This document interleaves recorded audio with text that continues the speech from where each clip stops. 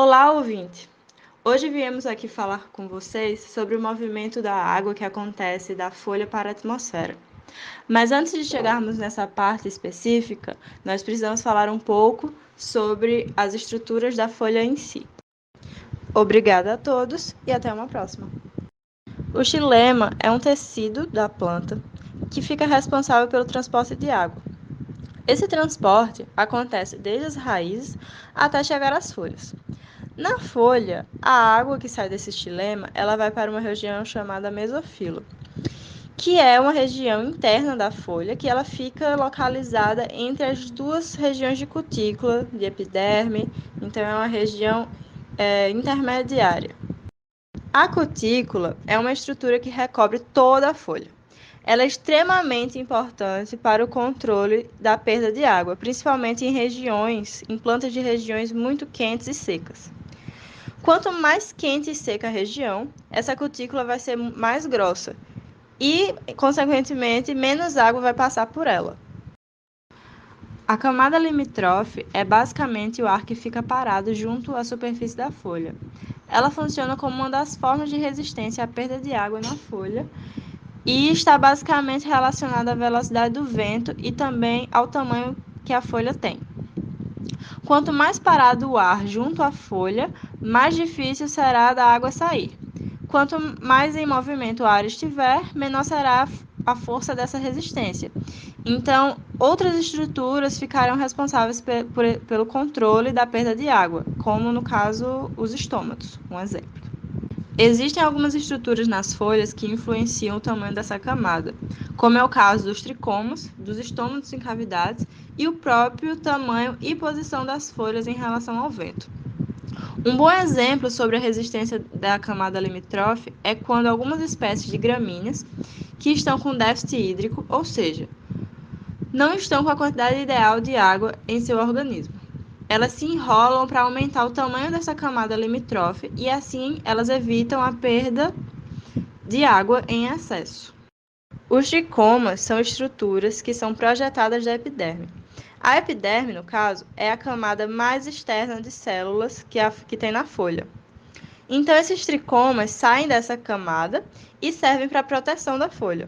Eles também ajudam bastante a quebrar a camada limítrofe, ou seja, eles servem meio que como um quebra-vento da camada limítrofe. Bom dia, pessoal! Agora eu vou falar um pouco para vocês sobre os estômatos. O estômato é uma estrutura que fica geralmente na parte de baixo da folha e é formado por células especiais que abrem formando uma abertura conhecida como fenda estomática. Essas células que abrem e fecham os estômatos são as células guarda, que estão presentes em todas as plantas vasculares e até algumas avasculares, como alguns musgos.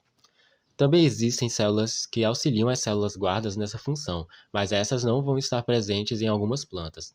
Elas são chamadas de células subsidiárias e, juntamente com as células guardas, formam o complexo estomático. Os estômatos são diversos se tratando de sua morfologia, mas existem dois tipos principais, que são os estômatos com célula guarda em forma de halteres, que vai ser característico de plantas gramíneas, e é o exemplo do lado esquerdo, e também os estômatos reniformes, que é o exemplo do lado direito e que vai estar presente na maioria das outras plantas. Uma das características mais importantes que permite a formação da fenda estomática é a organização das microfibrilas nas células guardas. As microfibrilas são cadeias de celulose e desempenham um papel muito importante na abertura da fenda estomática. Nas células guardas de estômatos, diferente das células comuns, as microfibrilas estão organizadas radialmente, a partir da fenda estomática, o que quer dizer que saem feixes de microfibrilas da parte da célula guarda que está voltada para a fenda estomática. Em estômatos reniformes, a parede celular voltada para a fenda estomática é bem mais espessa que o restante da célula. O resultado é que quando a célula se expande, não faz isso igualmente em todos os lados e acaba se curvando, formando a abertura da fenda. Já em gramíneas, que possuem células em forma de halteres, as extremidades das células se expandem, puxando a parte de onde saem as microfibrilas e assim formando a fenda estomática. As células guarda são responsáveis por detectar sinais externos e internos, tais como intensidade e qualidade de luz, temperatura, status hídrico e concentração intracelular de CO2. Dependendo do sinal, elas abrirão ou ficarão fechadas. Na trajetória da água pela folha, a água é puxada do xilema para as paredes celulares do mesófilo, de onde ela evapora para os espaços intercelulares dentro da folha. O vapor de água se difunde então pelos espaços intercelulares da folha através da fenda estomática e da camada limítrofe de ar estacionário que se situa junto à superfície foliar. O dióxido de carbono se difunde na direção oposta ao longo do seu gradiente de concentração.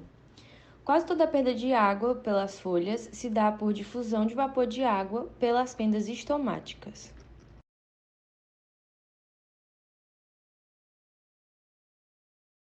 As principais características das plantas C3, C4 e CAN. Essas plantas evoluíram de formas diferentes. A planta C3, por exemplo, são naturais de climas temperados, equatoriais e tropicais. A temperatura ótima para a realização da fotossíntese é de 25 graus Celsius. O nome C3 tem a ver com um tipo de molécula de carbono produzida durante a fotossíntese, onde o CO2 absorvido pelos estômatos é fixado em uma molécula de 3 carbonos.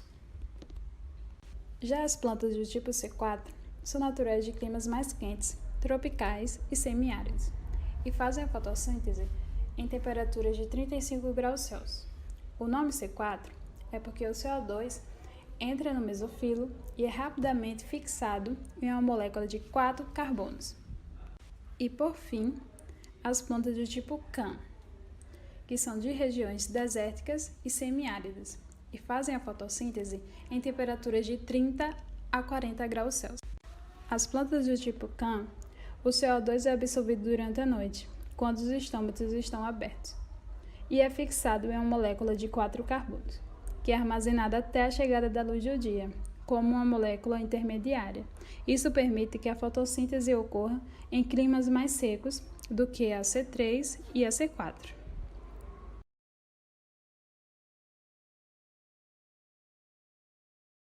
Para começar o experimento, vamos precisar de um barbante, 2 sacolas plásticas e uma tesoura.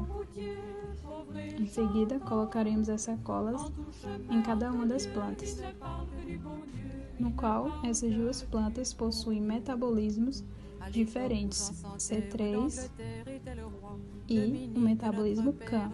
Esse experimento é para medir a taxa de transpiração de cada uma delas. As plantas ficaram 2 horas no sol e, visivelmente, a planta de metabolismo C3 transpirou bastante.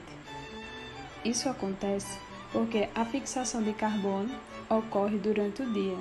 Então, é durante o dia que os estômatos vão estar abertos para que entre o carbono. Com os estômatos abertos, ocorre o processo de transpiração, formando essa aguinha presente nas sacolas. Dificilmente essa planta iria sobreviver a um ambiente com a temperatura muito alta.